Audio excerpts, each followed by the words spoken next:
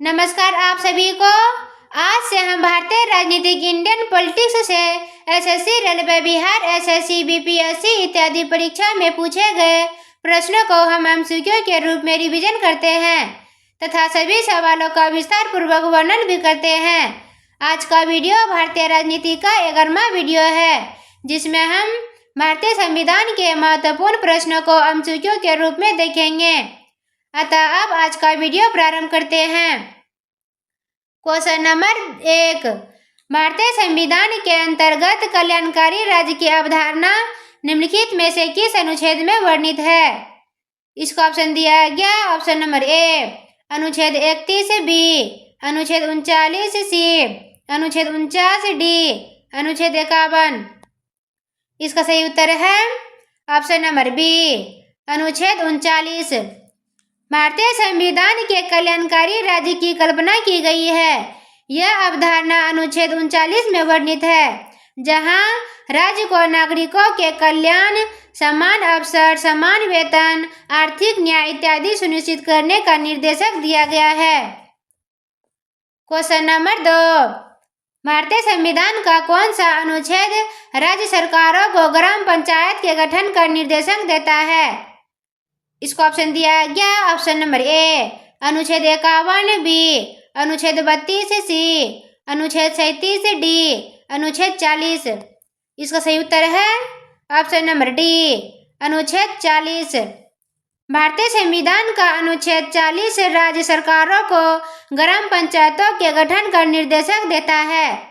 यह अनुच्छेद राज्य के नीति निर्देशक सिद्धांतों डीपीएसपी का हिस्सा है और इसमें कहा गया है कि राज्य ग्राम पंचायतों को संगठित करने के लिए कदम उठाए।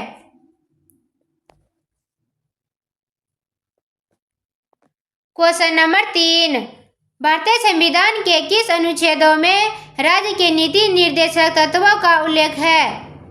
इसको ऑप्शन दिया गया। ऑप्शन नंबर ए अनुच्छेद 33 से 46 बी, अनुच्छेद 34 से 48 सी, अनुच्छेद 36 से 51 डी, अनुच्छेद 37 से 52। इसका सही उत्तर है ऑप्शन नंबर सी, अनुच्छेद 36 से 51। भारतीय संविधान के राज्य के नीति निर्देशक तत्वों का उल्लेख भाग 4 में अनुच्छेद 36 से 51 तक किया गया है। ये अनुच्छेद राज्य को समाज में सामाजिक, आर्थिक और राजनीतिक न्याय को बढ़ावा देने वाले कर्तव्यों और निर्देशों का पालन करने का मार्गदर्शन देते हैं। क्वेश्चन नंबर 4, भारतीय संविधान में अनुच्छेद 43 बी को किस के रूप में जोड़ा गया था? इसको ऑप्शन दिया गया। ऑप्शन नंबर ए संवैधानिक निकाय बी, मौलिक कर्तव्यों सी, राजनीति के निर्देशक तत्वों डी, मौलिक अधिकारों। इसका सही उत्तर है ऑप्शन नंबर सी, राजनीति के निर्देशक तत्वों। भारतीय संविधान में अनुच्छेद 43 बी को 97वें संविधान संशोधन अधिनियम 2011 के तहत राज्य के नीति निर्देशक सिद्धांतों को डीपीएसपी में जोड़ा गया था। इस अनुच्छेद का उद्देश्य सरकारी समितियों को बढ़ावा देना है। क्वेश्चन नंबर 5, भारत के संविधान का कौन सा अनुच्छेद समान नागरिक संहिता को परिभाषित करता है? इसको ऑप्शन दिया गया। ऑप्शन नंबर ए अनुच्छेद 42 बी, अनुच्छेद 24 सी, अनुच्छेद 22 डी, अनुच्छेद 44। इसका सही उत्तर है ऑप्शन नंबर डी, अनुच्छेद 44। समान नागरिक संहिता यूएसएस का उल्लेख भारतीय संविधान के अनुच्छेद 44 में है, जो राज्य के नीति निर्देशक सिद्धांतों का हिस्सा है। यह अनुच्छेद कहता है कि राज्य को पूरे भारत में सभी नागरिकों के लिए एक समान नागरिक संहिता कानून सुनिश्चित करने का प्रयास करना चाहिए। क्वेश्चन नंबर 6, भारत के संविधान का निम्नलिखित में से कौन सा अनुच्छेद कृषि और पशुपालन के संगठन से संबंधित है? इसको ऑप्शन दिया गया। ऑप्शन नंबर ए अनुच्छेद 84 बी, अनुच्छेद 29 सी, अनुच्छेद 92 डी, अनुच्छेद 48। इसका सही उत्तर है ऑप्शन नंबर डी, अनुच्छेद 48। भारत के संविधान का अनुच्छेद 48 कृषि और पशुपालन के संगठन से संबंधित है। यह अनुच्छेद राज्य के आधुनिक और वैज्ञानिक तरीकों से कृषि और पशुपालन को संगठित करने का प्रयास करने का निर्देशक देता है। क्वेश्चन नंबर 7, संविधान का कौन सा अनुच्छेद न्यायपालिका को कार्यपालिका से अलग करता है? इसको ऑप्शन दिया है क्या? ऑप्शन नंबर ए अनुच्छेद 143 बी, अनुच्छेद 50 सी, अनुच्छेद 144 डी, अनुच्छेद 74। इसका सही उत्तर है ऑप्शन नंबर बी अनुच्छेद 50। भारतीय संविधान का अनुच्छेद 50 न्यायपालिका को कार्यपालिका से अलग करता है। यह राज्य के नीति निर्देशक सिद्धांतों DPSP में से एक है, जो राज्य को सार्वजनिक सेवाओं में न्यायपालिका को कार्यपालिका से अलग करने के लिए कदम उठाने का निर्देशक देता है। क्वेश्चन नंबर 8, भारतीय संविधान का कौन सा अनुच्छेद अंतर्राष्ट्रीय शांति और सुरक्षा को प्रोत्साहन को लेकर राजनीति के निर्देशक सिद्धांतों को बताता है? इसको ऑप्शन दिया गया ऑप्शन नंबर ए अनुच्छेद 49 बी, अनुच्छेद 51 सी, अनुच्छेद 69 डी, अनुच्छेद 62। इसका सही उत्तर है ऑप्शन नंबर बी अनुच्छेद 51। भारतीय संविधान का अनुच्छेद 51 राजनीति के निर्देशक सिद्धांत DPSP के अंतर्गत आता है, जो अंतर्राष्ट्रीय शांति और सुरक्षा को बढ़ावा देने के बारे में बताता है। यह अनुच्छेद राज्य को अंतर्राष्ट्रीय और सुरक्षा को बढ़ावा देने, राष्ट्रों के बीच न्यायपूर्ण और सम्मानजनक संबंध बनाए रखने और अंतर्राष्ट्रीय विवादों को शांतिपूर्ण तरीकों से हल करने के लिए प्रोत्साहन करने का निर्देशक देता है।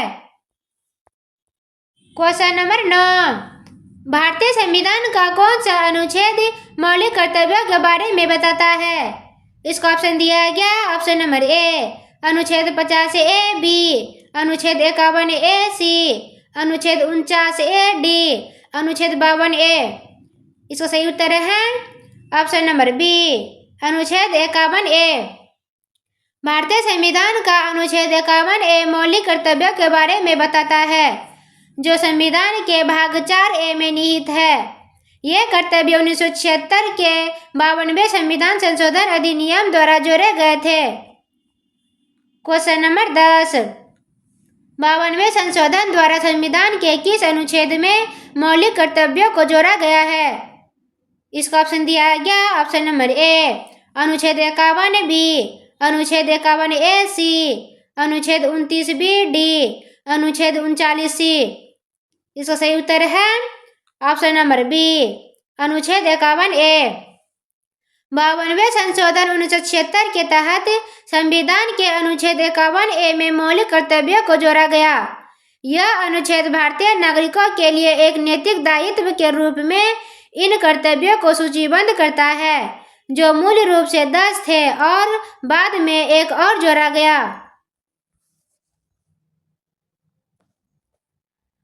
क्वेश्चन नंबर 11, भारत के संविधान के किस अनुच्छेद में कहा गया है कि भारत का एक राष्ट्रपति होगा?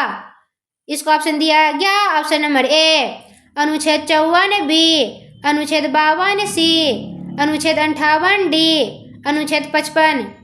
इसका सही उत्तर है ऑप्शन नंबर बी अनुच्छेद 52। भारत के संविधान का अनुच्छेद 52 कहता है कि भारत का एक राष्ट्रपति होगा। यह अनुच्छेद भारत में राष्ट्रपति के पद के अस्तित्व की स्थापना करता है और यह अनुच्छेद 52 से 73वें शामिल राष्ट्रपति और उपराष्ट्रपति से संबंधित उपबंधों में से एक है। क्वेश्चन नंबर 12, भारत के संविधान का निम्नलिखित में से कौन सा अनुच्छेद राष्ट्रपति के चुनाव की प्रणाली से संबंधित है? इसका ऑप्शन दिया गया ऑप्शन नंबर ए अनुच्छेद 51 बी, अनुच्छेद 55 सी, अनुच्छेद 61 डी, अनुच्छेद 65। इसका सही उत्तर है ऑप्शन नंबर बी अनुच्छेद 55। भारत के संविधान का अनुच्छेद 55 राष्ट्रपति के चुनाव की प्रणाली से संबंधित है। इस अनुच्छेद के अनुसार राष्ट्रपति का चुनाव अनुपाती प्रतिनिधित्व प्रणाली के आधार पर एकल संक्रमणीय मत द्वारा होता है, जिसमें मतदान गुप्त होता है। इसमें संसद के दोनों सदस्यों के निर्वाचित सदस्य और प्रत्येक राज्य की विधानसभा के निर्वाचित सदस्य शामिल होते हैं। क्वेश्चन नंबर 13, भारतीय संविधान का कौन सा अनुच्छेद राष्ट्रपति के पद के लिए पुनः निर्वाचन की योग्यता निर्धारित करता है? इसको ऑप्शन दिया गया। ऑप्शन नंबर ए अनुच्छेद 52 बी, अनुच्छेद 54 सी, अनुच्छेद 55 डी, अनुच्छेद 57। इसका सही उत्तर इस ऑप्शन में नहीं दिया गया है। इसका सही उत्तर होगा अनुच्छेद 58। भारतीय संविधान का अनुच्छेद 58 राष्ट्रपति के पद के लिए पुनः निर्वाचन की योग्यता निर्धारित करता है। यह अनुच्छेद बताता है कि किसी व्यक्ति को राष्ट्रपति के रूप में चुनाव के लिए पात्र होने हेतु भारत का नागरिक होना चाहिए, 35 वर्ष की आयु पूरी हो जानी चाहिए और लोकसभा के सदस्य के रूप में चुनाव के लिए योग्य होना चाहिए। क्वेश्चन नंबर 14, भारतीय संविधान के कौन से अनुच्छेद संघ की कार्यपालिका से संबंधित है? इसको ऑप्शन दिया गया। ऑप्शन नंबर ए अनुच्छेद 38 से 50 बी, अनुच्छेद 52 से 78 सी, अनुच्छेद 80 से 86 डी, अनुच्छेद 112 से 118। इसका सही उत्तर है ऑप्शन नंबर बी अनुच्छेद 52 से 78। भारतीय संविधान के अनुच्छेद 52 से 78 संघ की कार्यपालिका से संबंधित है। इसमें राष्ट्रपति, उपराष्ट्रपति, प्रधानमंत्री की अध्यक्षता में मंत्रिपरिषद और महान्यायवादी जैसे पदों का प्रावधान है। धन्यवाद।